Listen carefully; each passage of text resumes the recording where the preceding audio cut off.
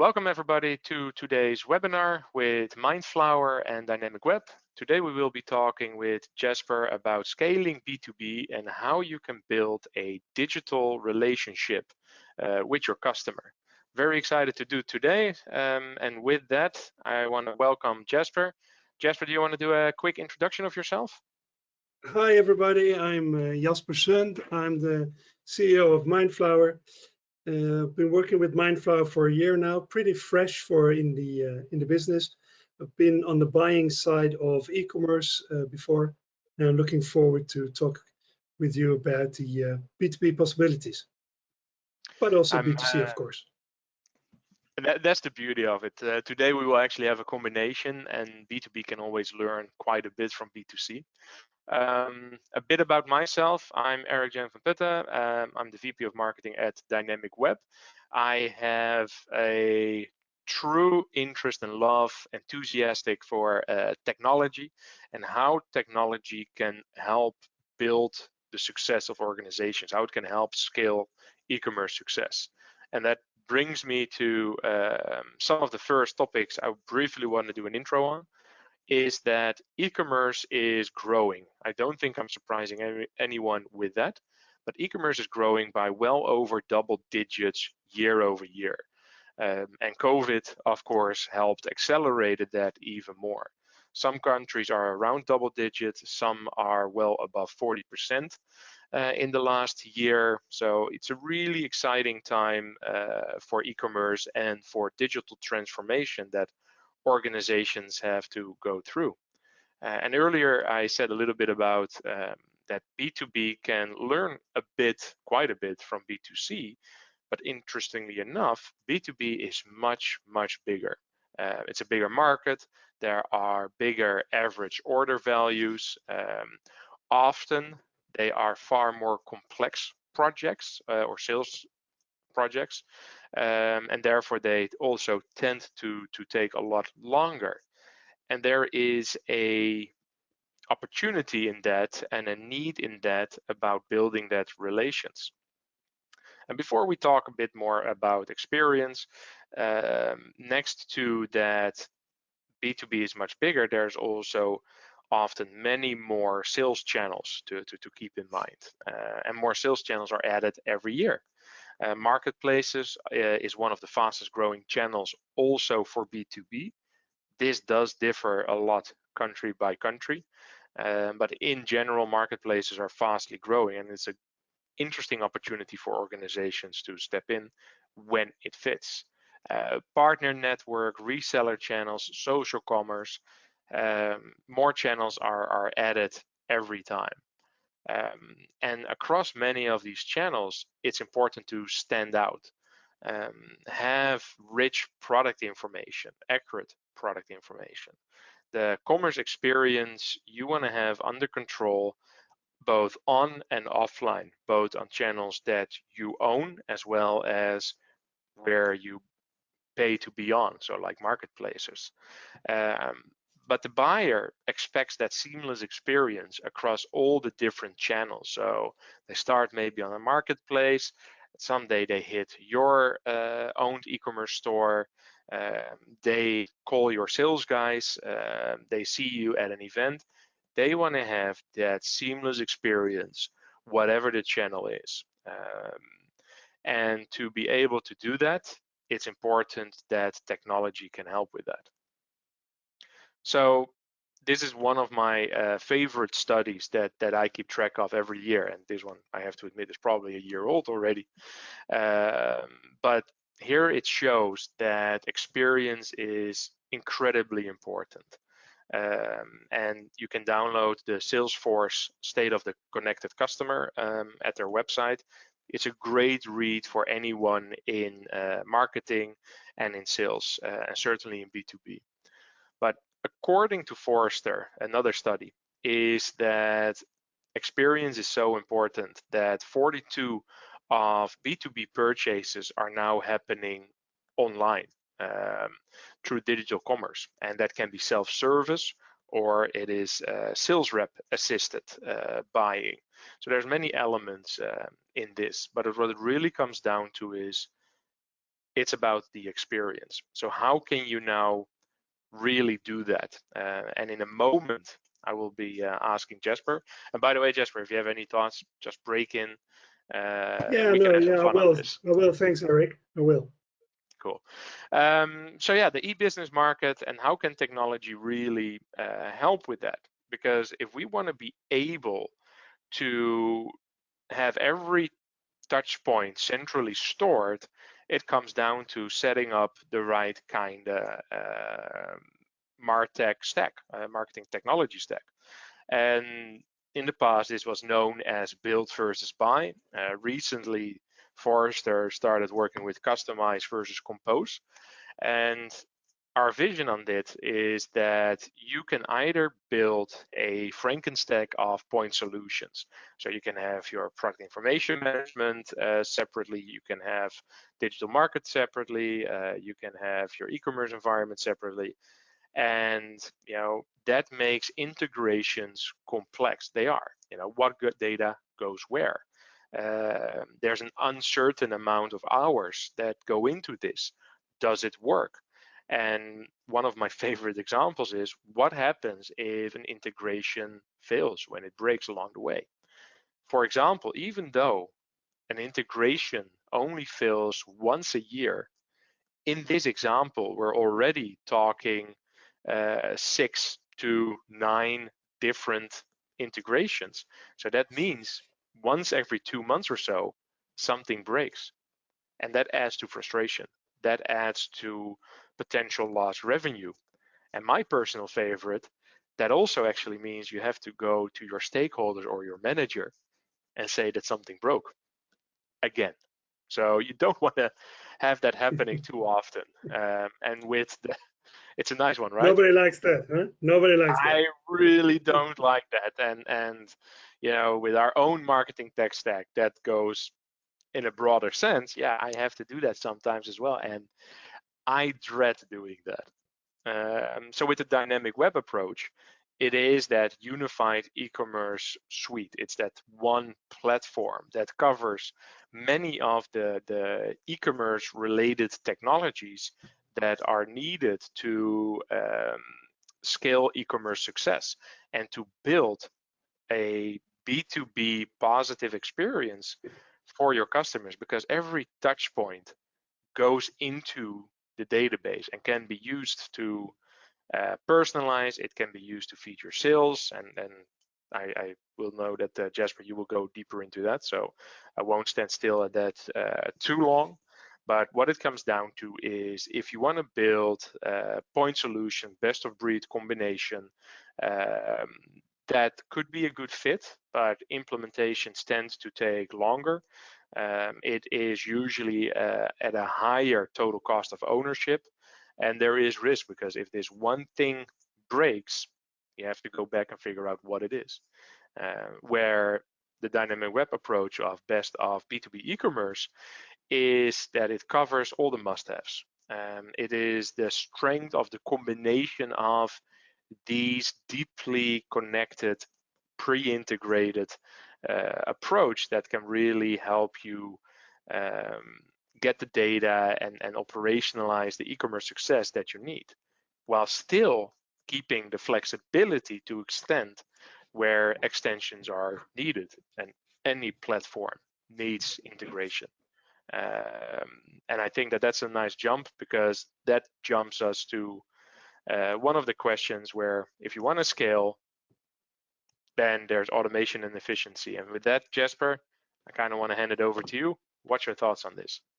Well, automation and efficiency also is of course very important in the overall experience the customer has, because the smoother and the more seamless the experience is, the better. And as you already pointed out, Eric, the experience is about, what did you say, about 85% of Yeah, importance to the they customer. find it so important. 85%. Yeah, so that's therefore it's really important that the experience the customer has with your solution is really good. Now, how many companies do spend hours a week in managing admin between systems? this is highly inefficient. It's also, it costs a lot of money, and it increases the risk of human error. Already, as you were saying before, Eric, who likes to go to their manager and say, okay, I messed up again. It's just no fun. So the more you can decrease this risk, the better it is. Also, there's a huge opportunity to have a good customer portal here, where you can automate customer self-service, which is, it's very important for the customer. All touch points the customer has with you and your solutions and stores and portals has to be really, really good, because of course you want to convert people into customers, but you also want to keep your customers, which is as important. Now, regularly we see like a decrease of service, or people think there's a decrease of service combined with the earlier mentioned first findings, but more customers want to be able to self-serve themselves. They don't want to pick up the phone or wait for the account manager.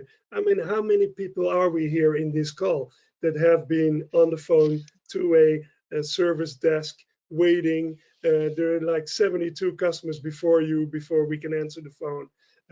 Well, that's irritating, and that's not good for the customer experience, right? So there's a huge time saver for both customer service department, but also the sales force. Now, absolutely. The dynamic web platform enables us to integrate e-commerce and connect it to your ERP. We will reduce manual work and in keeping the systems leveled. We'll also reduce risk, of course, of unintentionally running out of your stock, which also, though, is a customer experience that is not favorable for you. How many are we that are online trying to buy something, and we see that delivery time is 3-4 weeks? I go to another store. How about you, Eric? That's the extra one, right? Because that of course happens the moment you're ready to actually order. You put everything into your basket, and then boom, oh yeah, we have a 2-month delivery wait on that. Yeah. And that is really annoying, I would say. So I fully agree on that. Maybe, yeah, no, I fully agree on that. So all yours. So so these are important things, because we all know that the investment in attracting our customers is huge. So when we are in touch with them through our touch points, we need to convert them. We need to convert them into customers, but we also have to make sure that we keep them.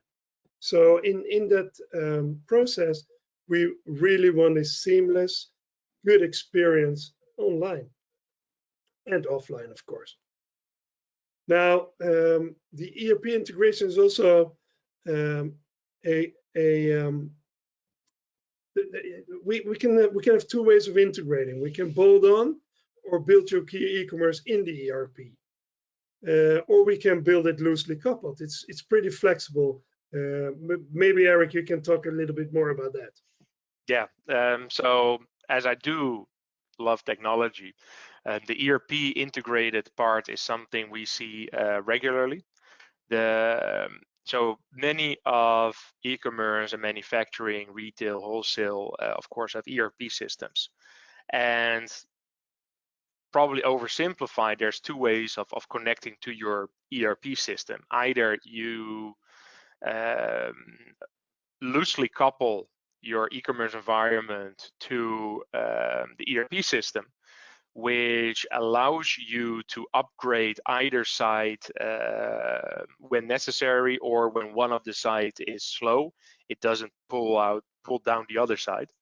So it keeps performance and uptime to an optimum.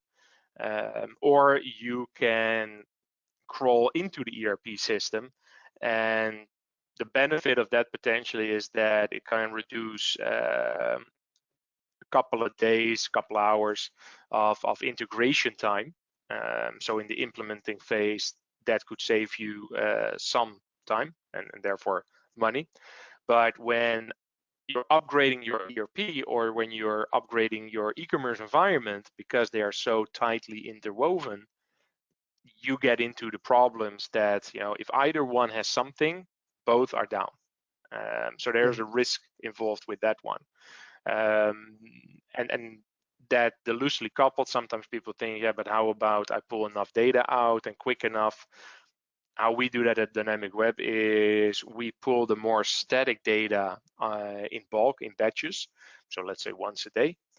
But then the dynamic data, like customer pricing, stock information, that is a real-time connection. So that is always up to date. So two ways of doing that. Now, and while we're talking about efficiency and ERP, we should even cover product information management, right? Product information management, also known as PIM, because although a lot of people store a lot of product information, assets, etc., in their ERP, it really isn't the place to store all this, right? Yeah, fair point. And how many people are we in this call that have information stored in different places, in the ERP, in the CRM, in the, well, I don't have to mention all those systems. I think everybody recognizes this, right? And how important is it for the customer, your customer, to get the right information, to get the right set of information, and the right way of viewing the information and taking the information towards themselves? Because getting the wrong information, not enough information, or any other kind of wrong information, doesn't help in the customer experience, right? Yeah, So sorry. and therefore it's really important to streamline your product information and create workflows for that product information, and create one truth only. And that's why the product information management system is so important in the overall customer experience. It will eliminate tons of, yeah, sorry, go ahead. No, because I so much agree with that. And that is actually always, whenever we plug PIM in combination of correct, rich product data, it always makes me think about something I recently did myself. So I like to go sailing when I'm not watching screens all day and doing emails. Yeah. And I needed a new sheave, a new block for a steel cable for the steering. And the boat is like 27 years old, so it's okay that it needs maintenance. So I went to the manufacturing brand to see what drop-in solution they would have, which replacement product they would have, or spare part. And of course they had a new product, but the challenge was on their website they had computer drawings, like a 3D, well, not 3D, just a picture of the product with a table as a picture with very limited information to start with. So I had no idea which product would actually work for me. I contacted their reseller with the same, they had exactly the same limited information on there, and they couldn't tell me anything more. So sadly, I had to go to a competitor brand. I purchased a competitor brand that could give me a technical drawing, that could give me all kinds of information. So I went with them, and it's a huge lost opportunity, right? Because now they lost me as a customer with this part, and they're not helping their reseller to succeed either. No, so, and I think everybody in this meeting is recognizing what you're saying here, Eric, and also have had the same experience. And also, if there's not enough or relevant product data available, of course, return rates increase as well, right? Because then we buy the wrong product. Yeah, absolutely. And in this case, because shipping was like 28 euros, I didn't want to risk that part. So that's also one of the reasons why I basically went with a competitor. So missed opportunity, let alone the marketing value on that. Shall we continue? Yeah, sure. Cool. Sure. So maybe if you want to go on this, because this is how can you build that foundation to help your B2B to succeed? Well, it may be a little bit oversimplified here, but it comes down to planning for scale. So you started looking at the foundation, and take a good look at it, and also start thinking about what it would be like to double your marketing numbers with your organization, like traffic, regions, marketing activities, leads, etc. But also, the logistical part of it. Would your organization be able to handle this? And are you able to see what activity brought in revenue right now? Is there like a tracking touch point all the way to opportunity to see where you win and to see where you miss out? These kind of tracking solutions, and Eric can tell you a little bit more about this, can give you great insights. And yes, when you put this in place, you can choose your attribution model. And what do I mean by that, Eric? So a lot of good points in that. So I've been in B2B vendor side for well, a good while. And one of the things that I always prefer to do myself is making it enabled that our sales organization is aware of what our customers or prospects or partners are doing on our website. In the simplest example, and you can apply this in e-commerce just as easy. So if we are able to track a web visit combined with which campaign did they touch on, or which products a prospect customer or an existing customer has visited, that gives an opportunity to the sales team to consider taking action on. If a customer is frequently browsing a certain product, but in the next sales meeting they are saying that they have no interest in that, maybe they're playing hard to get. Maybe that's a moment not to give discounts. From a marketing point of view, we also want to be able to track where does all the traffic and conversions come from, because that can trigger other marketing activities. Visited this product, did not purchase it, bang out an email to follow up automatically with no shipping cost. Another B2C example, of course, with our boat, I just bought some special plexiglass stuff. And 2 days later, I got an email like, hey, have you thought about actually also purchasing this additional glue that could help you build this? So great idea, right? Really good. Yeah. And oh yeah, that glue would come without shipping costs. So it would have triggered me, not that glue was actually not officially or could not work with the product I purchased. So there's some work for them to do there. But the idea is really good that they are doing that. And it's that having all that kind of data in that environment for either your systems to automatically take action on, for your marketing to track what works and put more money in that, and for the sales organization to be aware what prospects, customers are doing on the website, so you can continue that conversation. And just one more, if I may, Jasper, flipping Sure. that around, it works just as good. Because if your salespeople are putting information in the CRM, and your CRM is connected to your web and e-commerce environment, your technical environments website can take that additional CRM data into action on the website.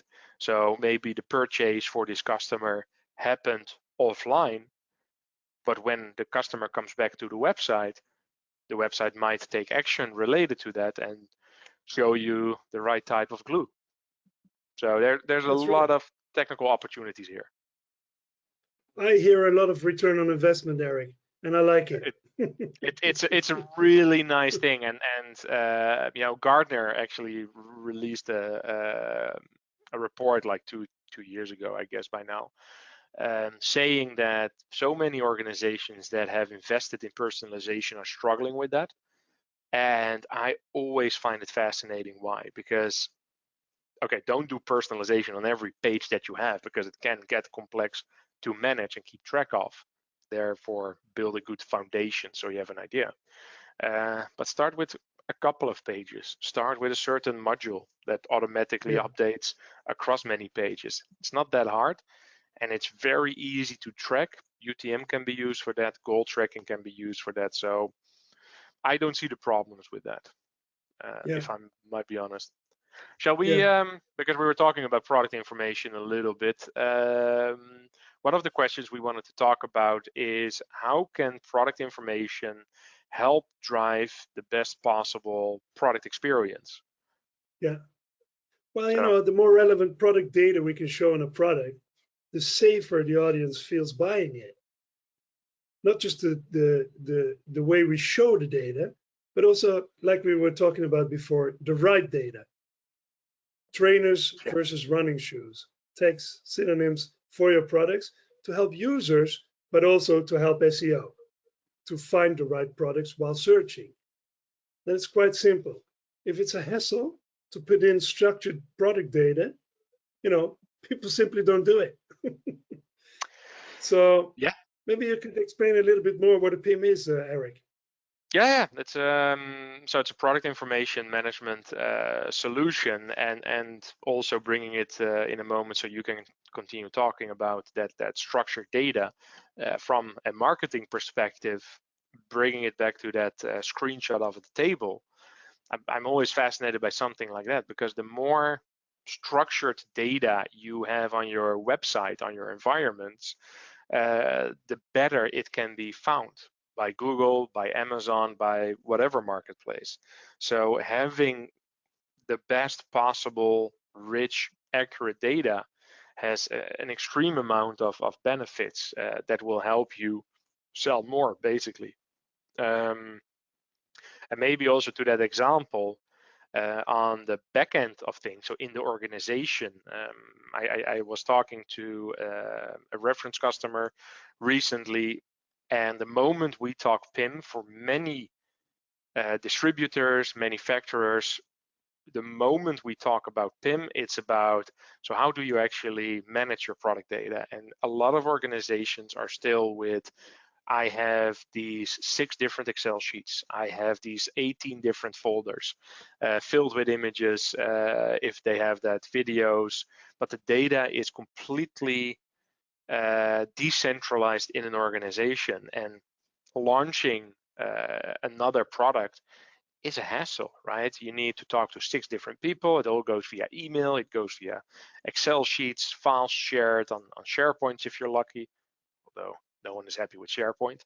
But the idea is there. The moment you introduce a PIM, all that can be structured from one system. It can have the workflow. So all the teams get the notifications, they fill in their parts, product managers fill in some of the technical info, suppliers could even fill in half this information, or you have plugins like iSCAD that you actually pull in generic product information available in databases out there. And that really helps the organization to centralize and go to market quicker with products, basically. Yeah, So yeah, that's my point of view. yeah, no, I totally agree. So Very good. you want to continue to the next slide, maybe? Because I think we talked about unstructured, unless you have another Yeah, point. sure. Yeah. So when we talk about rising expectations of customer-driven personalization, you were already talking about that, Eric.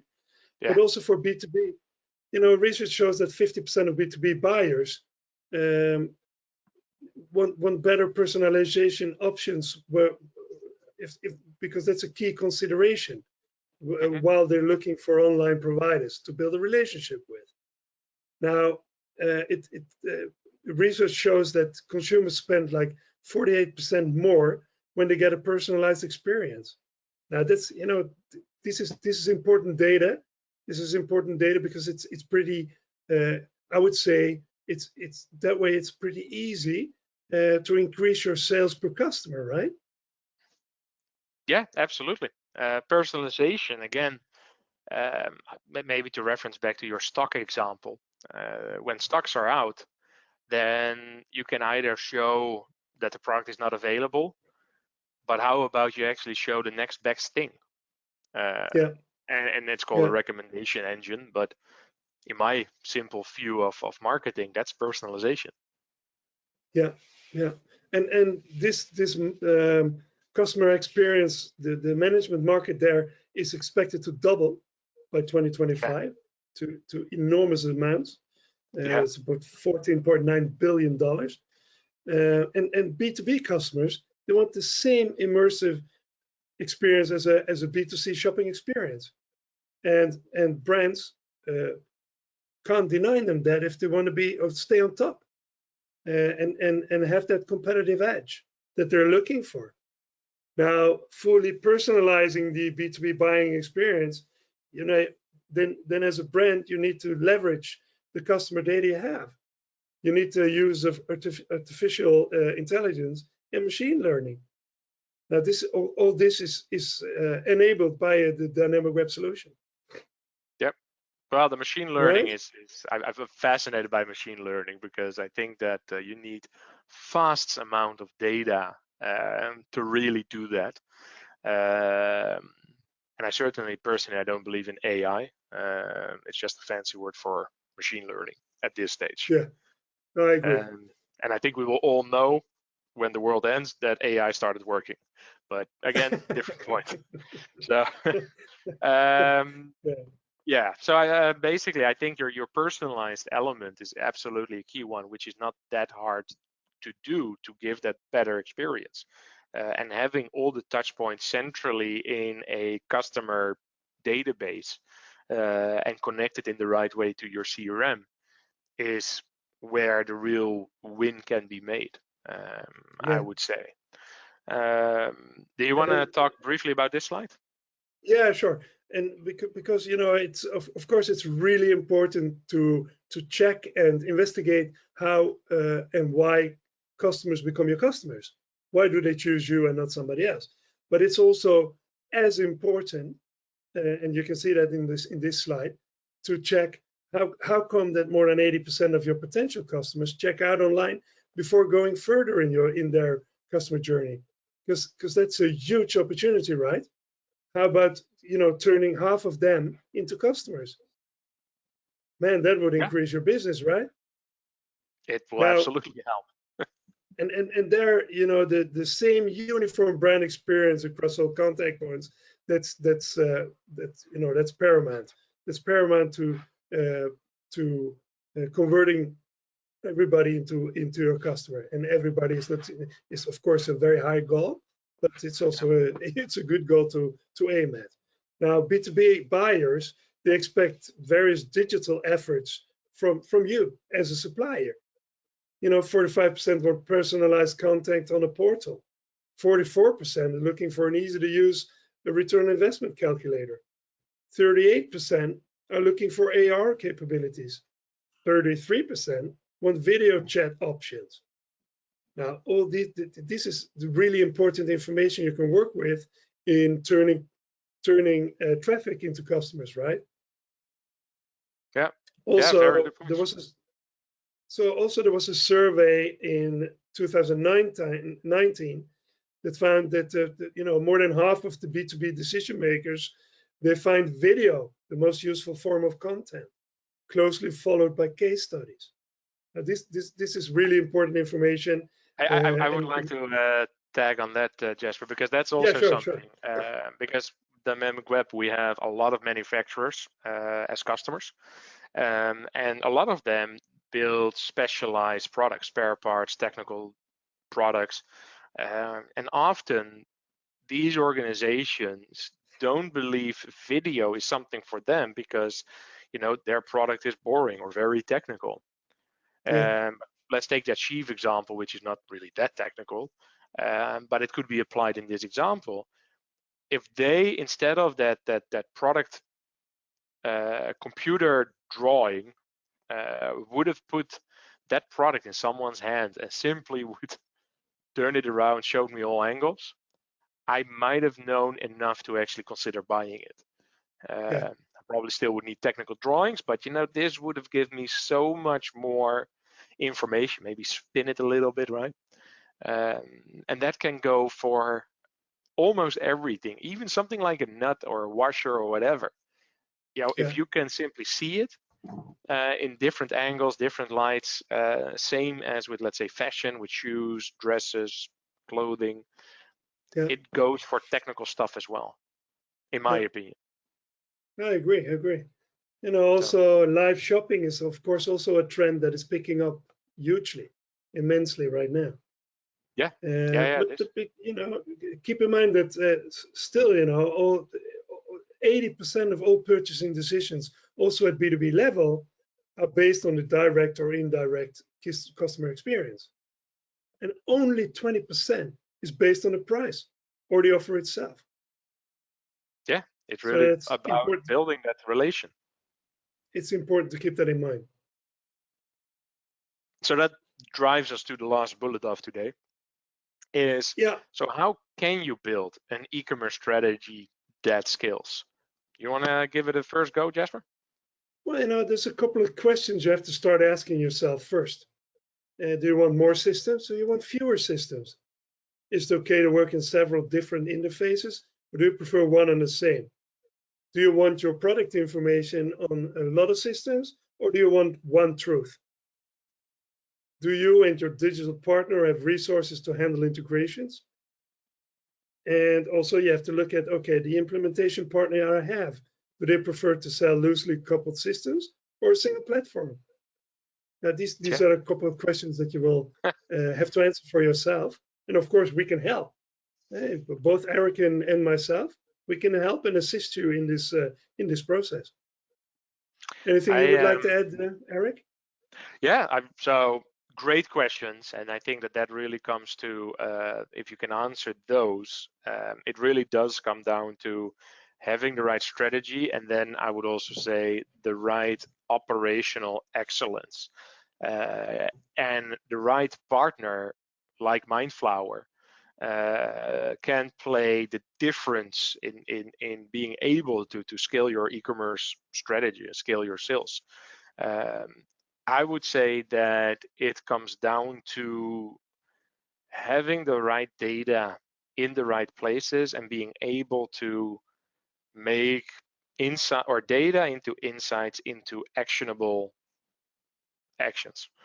And I was very much about in B2B for especially if you're able to track all the different touch points that prospects or customers are doing on your environments, and that could be a mobile phone, that could be a kiosk, that can be in shop, that can be basically e-commerce anywhere. If you're able to track that back to a central system, ERP, CRM, and have that synced with your e-commerce environment, then you can have the system and your sales force take action on that. Pick up the phone when that customer is checking out a related product but didn't purchase it. If a customer is coming back 12 months later, which is the normal churn time for your product, maybe take action because maybe they're looking for the next solution. With automate some of that, again, a B2C, but I am buying Nespresso on a regular base at home, basically every 4 months. So their system could recognize that and basically, before close to that moment, basically send me an email saying, hey, your coffee cups are probably running out. How about you try this more expensive version for 20 cup capsules, and we give you half of them for free. Make it easier for me, better experience. Because now I have to figure out how to log in every 4 months, which should not be that hard, but 2 accounts and all that crap.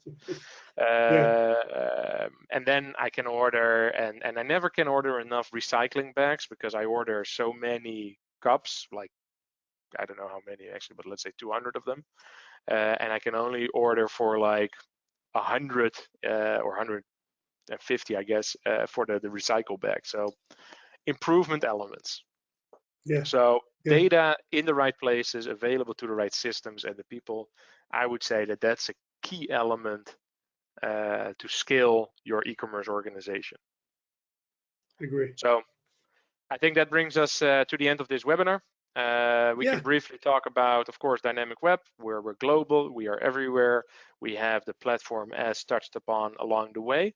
And we have many partners across the world who can help implementing e-commerce success. And with that, Jasper. Mindflower is a key partner of Dynamicweb in Sweden. We have a head office in Västerås, also offices in Stockholm. We are a broad team of specialists, e-commerce specialists, from information modeling to integration specialists, and it can help you with your solutions. And we have, we're a community of minds, explorers, and IT artists, and coming together to generate business, generate business value for you and sustainable business, going smart, creative, with the right solution for our customers. Very cool. And how does that begin? Well, there's a good process for this. You can take the next slide there. We do a good pre-boarding and onboarding process with the information modelers I was talking about before, who actually paint the as-is picture and also the wish-to-be picture, and do the gap analysis in between, where we can help you from the start to the end with all the know-how in-house. Some great names. There's a lot of trust there, Eric. There it is, some great names. So great stuff. Thank you. Now we do have a special offer today. That is the pre-boarding workshop for e-commerce and OPIM, which and we do that for free. Would you like to make use of that? Just send me a mail, and then we take contact with you ASAP. I would highly recommend anyone that works with e-commerce and or PIM environments, if you can, of course, spare the time, take a workshop like that. You can always get great elements out there, those kind of workshops that you can apply to current and future strategies and tactics. And I think with that, we hit the end of the webinar. So if there are any questions, we have tracked them in the GoToWebinar. And with that, we can follow up after the webinar with you when there's any questions like that. And if we want to almost finish with talking about technology and integration, I've been using probably a little bit of the wrong webcam because, of course, I did an update yesterday evening, and now my good webcam doesn't work. So with that, we can leave it. I want to thank everyone for their time. Jasper, would you like to add anything more? Yeah, no, thank you all for joining. Any questions, just let us know. And Eric, thank you for your